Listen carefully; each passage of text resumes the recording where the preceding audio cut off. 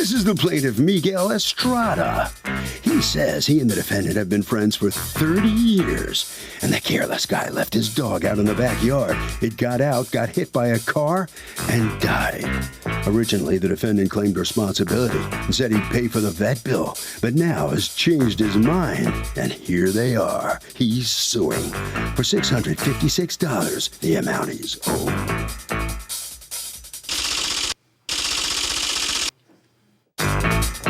This is the defendant, Humberto Quintana. He says he was staying with the plaintiff for a few days while visiting from Virginia and had to go out to run some errands one day.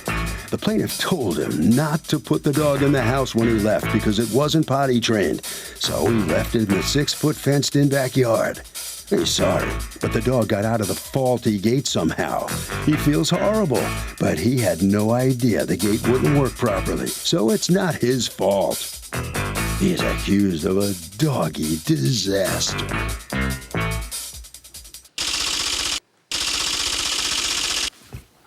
All parties, please raise your right hand. Be seated. Come to order, please. Litigants have been sworn, Your Honor. Thank you, Douglas. You go. Miguel Estrada, you are suing your friend of 30 years, Humberto Quintana, for $656 in vet bills that you had to pay because of, according to you, he negligently left your dog out to escape. Tell me what happened. Ma'am, I left him on July 11th of last year. I left him in the backyard with his son. What was he doing at your house? They were visiting. He was going to a wedding. Days coming, and he needed a place to stay, so he asked me if he could stay with my house. And how long have you known each other? At least over 30 years, Your Honor. You met when you were how old? I was a kid. I was very young. I was a teenager. Okay. Okay, so he stayed in your house for how long? About 3 days. All right, and what happened? That day, I had to step out the house. They were in the backyard. His son was in the pool, and my little Yogi was in the backyard with them. Your little Yorkie? Yeah, I call him Yogi. Yogi. So before I left, I said, bro, make sure if you leave the house, make sure you tie him back out in the house. Do what? Tie him back up in the house. Tie him up in the house? Right. How do you tie your dog up in the house? I got a little leash by the door. He has a little cage. I leave him there so he doesn't destroy the house when I'm outside. Okay. I was gone for about an hour and a half. On the way back home, I noticed a car blocking my driveway. Whose car was it? It was the person that just hit my dog. Oh. He got out. And I hear a dog yelping in some serious pain. I knew it was my dog. So I pulled up on the grass, and I walk up to the car. I see he's by the right front tire. His leg's already hanging. He's been destroyed. I'm so sorry. I scoop him up best I can, and I got to go it was a Sunday, so I had to find an animal hospital. Right. I bring him in the house. I go online. I go back into the truck. I'm doing like about 100 miles an hour, trying to save his life. As I'm walking into the hospital, he calls me. He goes, "Where are you?" I said, "Bro, where did you leave my dog?" "I'm at the hospital. My dog just got hit." "I can't talk to you now. So I hung up the phone, and they wanted, before they could start working on the dog, they wanted $1,875, $1,075 on my credit card to start working on the dog. So I put a deposit down. On the way back from the hospital, the doctor calls me, and she says, "I'm sorry, we can't do anything with the dog. Would you like to come back and say goodbye?" I said, "No, I can't do that. Right. I can't come back." I says, "Do what you got to do, and I thank you for trying to save him, but I couldn't go back." So the vet bill for whatever efforts they made plus the cremation was $656. Correct. Yes, ma'am. All right, when did you next see him? Well, the next day, because he left the next day. I didn't see him after that. We were texting back and forth. So you never talked, but he left your house before talking to you face to face? No, the next day we went to sleep. I made him coffee, and I went out to the backyard to see how the dog might have got out. So I'm thinking, I looked at the fence. I said, well, maybe he stuck his snot out, his nose, and pushed it out. Then he tells me, "Oh yeah, I saw him running back and forth along the fence." I said, "Well, if you saw him running along the fence, I have to figure out he's trying to get out." So with that, he leaves. Before you made him coffee, did you ask him, "What did you do leaving my dog out?" Your Honor, I was talking to him all day. I said, "Do you have the text?" Yes, ma'am. Can I see the text? What happened? Well, Your Honor, I was there. I got there like Thursday night, and Friday, he let the dog out about 8 o'clock in the morning in the yard. And he had a pool there. My son wanted to go swimming. So we got in the pool early afternoon. And I only let my son in there because he was 5 at the time. And so I only let him play in the pool for about an hour.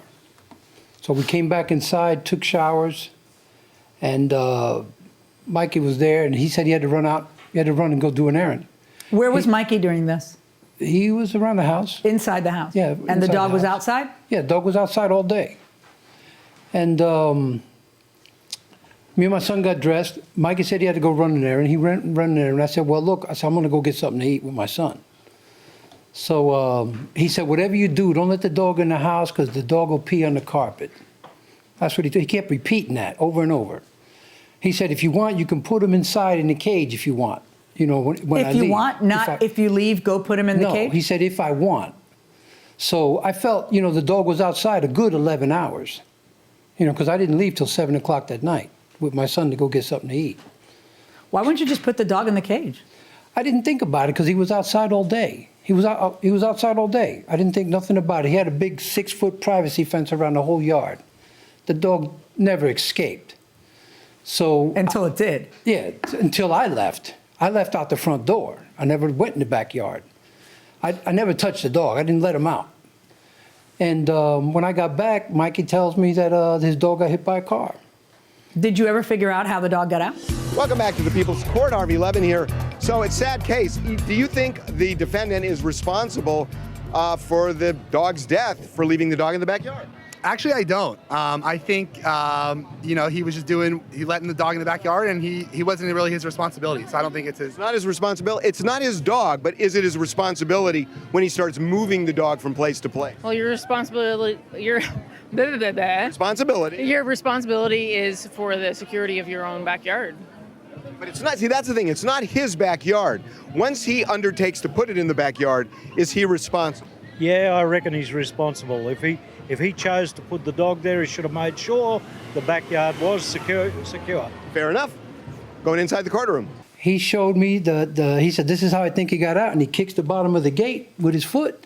And the gate can't because it only has one lock at the top. You know, it Okay. didn't have double locks. And I said, Mikey, if you knew the gate was like that, why didn't you put a second lock? And he didn't respond. Man, that's just Maybe a he lie. didn't know the gate was like that. He knew it because that's how he figured it out, that the dog got out. That's But how maybe the he dog was gonna just get out. surmising how the dog got out. Exactly. Yeah. Yeah, but that doesn't mean he knew. Well, he showed me the gate like that. Why didn't you just put your dog away when you left? Because they were in the backyard playing in the pool. I figured the little boy could play with the dog in the backyard. And the dog was not outside all day, man. Will you get this going so I can see the text? You probably had it going and then I kept talking. Ma'am, I just want to say one thing. In the morning, he took my dog out. I was still sleeping. I did not let that dog out. He just, a bunch of lies coming out of him.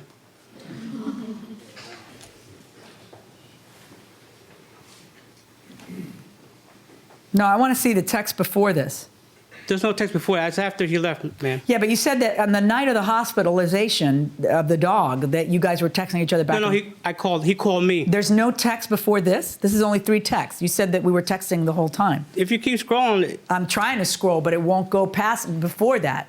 The first one here says, hey, bro, my final bill for my dog is $656. You can mail me a check or money order on July 2014. And you answer, okay, I'll have to make several payments to you.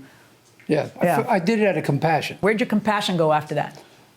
Because then you didn't. Because he wouldn't take any responsibility for his dog. I was Well, like, this at is that your point, he's yard. not taking any responsibility either. And you're saying to him, okay, I'll make you several payments. Tell me how much you paid. I didn't pay anything. Not a penny. Not a so penny, you didn't ma'am. pay one of the I several felt payments. sorry for him. The night that he told me this You dog didn't got say hit. that because you felt it was your fault. No. And I said, I felt bad. When I got back to the house, he was in the house. And I said, Mikey, I said, I'm sorry. I said, but I didn't think the dog can get out. He was in the yard all day. And what I did didn't he think- say? He just said, man, it's just one of those things. You know, and I said, Mikey, if you want, I said, I'll help you pay the vet bill. I offered. Did you I help him? offered. I know how great I you are offered. that you offered. Did you help him pay the vet bill? No. No. So it's not like you sent him half. You've done nothing. You know. So when you tell me, if you just, you know, here's what I don't get. If you're a guest in the guy's house, which a hotel would have cost you more than this anyway, but if you're a guest in the guy's house, and it's not your fault at all because a guy didn't give you clear instructions, which is what your defense is. Why do you offer to pay anything at all? You have nothing to do with it. You didn't take the dog out, according to you. It was okay for you to leave the dog out, according to you. So why are you offering to pay anything? Out of friendship. I'm friends with him, but if something bad happened to him that wasn't my fault, I wouldn't offer to pay it. I don't get it. And that's only relevant to me because I have to determine what were you told? What were you told? Because you're acting like somebody who was told to do something and didn't when you feel guilty, and that's why you're offering to pay. And in that time, 4 days later, you weren't saying I'll pay part. You were saying I'll make you several payments and pay it all. So that's kind of you taking responsibility. That's the only evidence we have besides both of your flapping gums is that. I'm ordering you to pay the plaintiff the $656. But let me ask you guys something. How many friends do you have that you've had for 30 years? 30 years. I got quite a few. Well, good for you, because you're going to lose them one by one. Because anybody who doesn't value 30 years of friendship in a situation like this, where the guy already lost his dog and you were staying for free in his house, I don't see how you can keep any of them. Verdict for the plaintiff. Thank you, Judge.